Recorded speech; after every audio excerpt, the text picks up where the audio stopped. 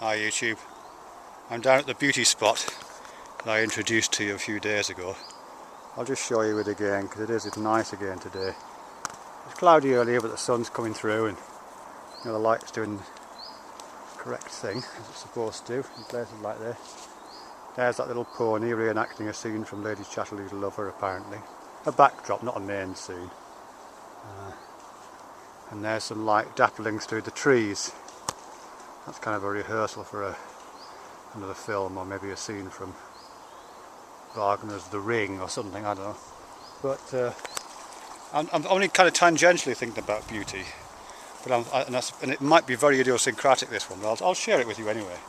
One of the things that I find produces a sensation in me that I feel like associate with beauty at least is a kind of composition or a kind of ordering of events. It's going to be really difficult to explain this. I'll give it a shot. I guess like most people, I've got a general sense of what kinds of things might happen in the future. We've all got little bits of plans, haven't we? The things we're going to be doing a few days, weeks hence. We've all got projects that we've started and are moving through. Whether it be a video series on YouTube or whether it be a TV show we're watching in serial parts or a journey we're about to make. We always have these things in the future.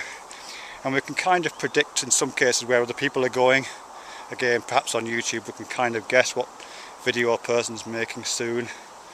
Or we can guess what else is happening in our lives, or we can see political and social and cultural events taking place around us. And we can have some sense of what's happening to them in the future. And sometimes I guess I visualise my relationship to that as these path things. I've talked a lot about paths recently.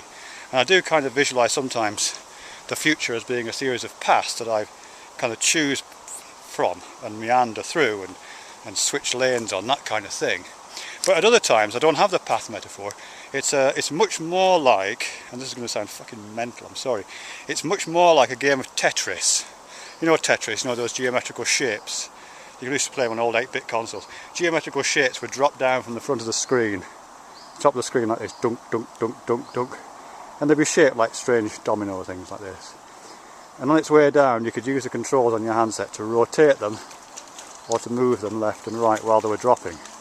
And the game, as you know, is to kind of maximise and optimise their alignment so they drop into the right place to fit with what's already dropped below, or to prepare the ground for something else that's dropping behind it. So one indentation will be perfectly married up with a projection on the next one, that kind of thing.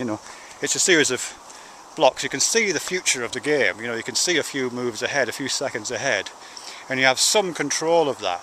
So you can just tweak it a little bit. You can't change the shape, and you can't decide the timing. It's going to come when it comes, but you can just change its orientation, or your orientation to it, just slightly.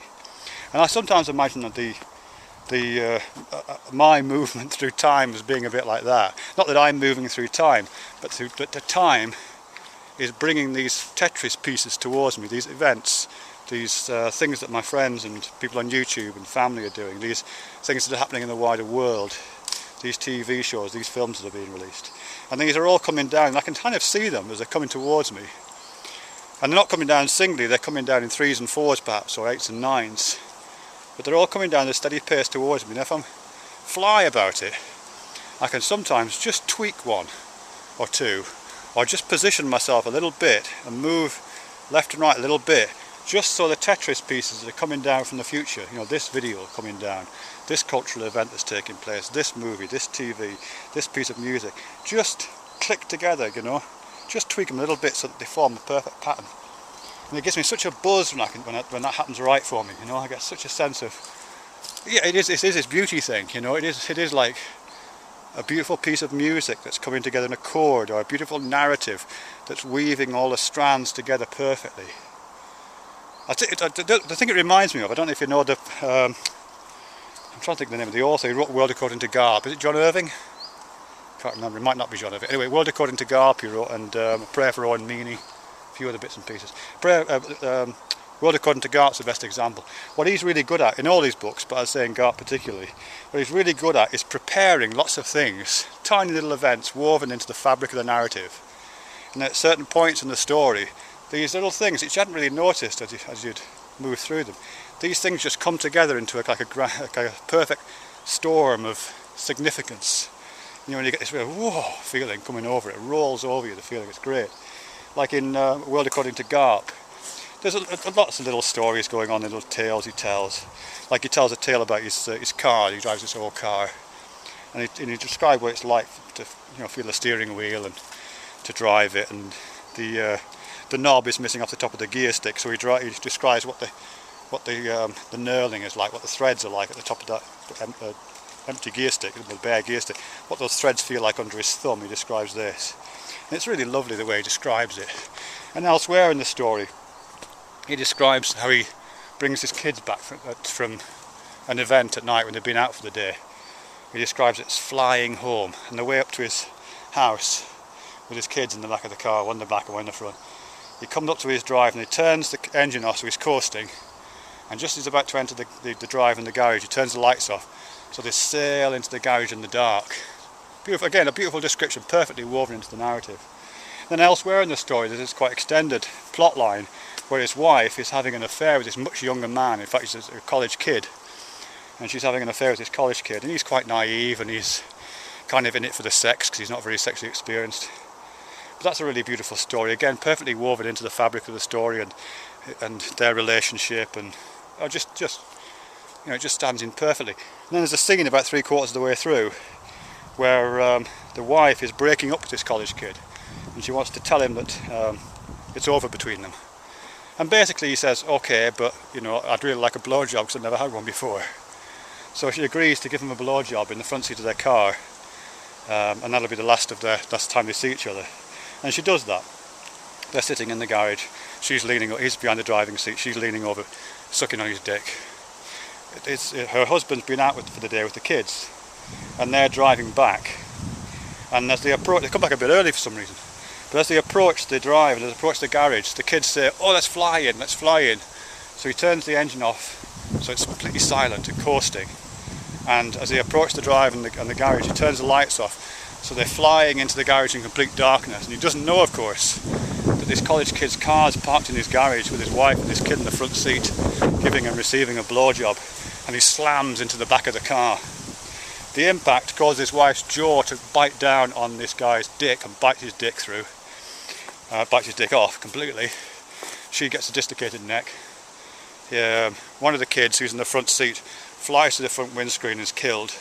The younger kid who's in the back is flung forward onto the gear stick with no knob on it, and the gear stick sticks his eye out because there's no knob to stop that happening. And it's just a beautiful scene, really, and it's just the fact that all these little things have come together, all these Tetris blocks have just been tweaked a little bit, and then they just perfectly align in that narrative section of the book. It just gives you this great, it gives me anyways, just fantastic feeling of well, in that case, just horror, really, but incredibly powerful feeling, just because of that, the kind of beautiful perfection of that terrible event. Yeah, so that's Tetris, really. My life as a game of Tetris. I do it with YouTube videos, so people probably know this. I make far more videos than I actually post on YouTube. I just make too many. So some of them I leave on blip and just forget about them. Some I never even bother posting at all. But when I do post them across to YouTube, I try not to post more than 1 or 2 a day. I'm always thinking, oh, this would be good, I could put this now. I can just tweak this a bit. Tweak it a bit by changing the title or putting this bit under here, and then putting a liking video next to it. And then that person's video and that person's video, which are coming down the stream. It'll all make this little perfect storm of videos. Don't know if I succeed, but that's always my ambition. I'm driven by the kind of compositional beauty of now, the moment, and trying to just tweak things. If you get it right, it's like magic. If you get it right, it feels like magic, I think. My dog's eating a stick in a beautiful spot here by the river.